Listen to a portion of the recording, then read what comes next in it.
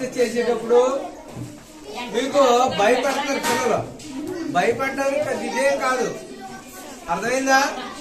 ఈ haemoglobin test చేయడం వల్ల బ్లడ్ టెస్ట్ అనేది తెలిసి హిమోగ్లోబిన్ ఎంత పర్సెంటేజ్ ఉన్నదో మీకు తెలుసుకోవాలి. ఎందుకంటే ప్రమాదం జరిగిన కూడా రక్తం ఎక్కించాలంటే ఈ బ్లడ్ టెస్ట్ చాలా సింపుల్ గా ఎక్కించచ్చు, అర్థమైందా? అందువలన మీ బాడీలో ఎంత పర్సెంటేజ్ హిమోగ్లోబిన్ ఉందో తెలిసిపోద్ది. దానివల్ల మీకు నీరసం ఉందా లేదో తెలిసిపోద్ది. చూడండి, చాలా సింపుల్ గా చేసుకుంటాను నేను. మేడం గారు నాకు చేయండి.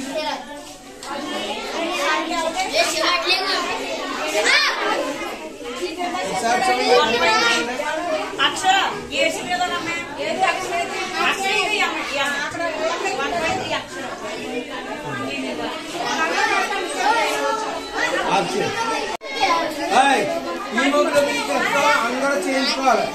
కష్టం గిరిగి ఏముండదు. చేస్తాండి, జస్ట్ పిన్నుతో ఎలా గుర్తుతారంటే. ఈ టెస్ట్ చేయించుకోవడం వల్ల మీ బాడీలో హిమోగ్లోబిన్ పర్సెంటేజ్ ఎంత ఉన్నది అన్నది తెలుస్తుంది.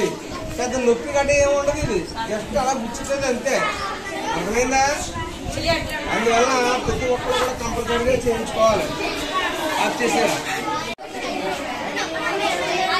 హిమోగ్లోబిన్ పర్సెంటేజ్ ఎంత ఉన్నదో తెలియజేసేటువంటి పరికరం ఎంతమ్మా? 6. హీమోమీటర్, రక్తంలో ఉన్నటువంటి హిమోగ్లోబిన్ ని తెలుసుకునేటువంటి పరికరం హీమోమీటర్.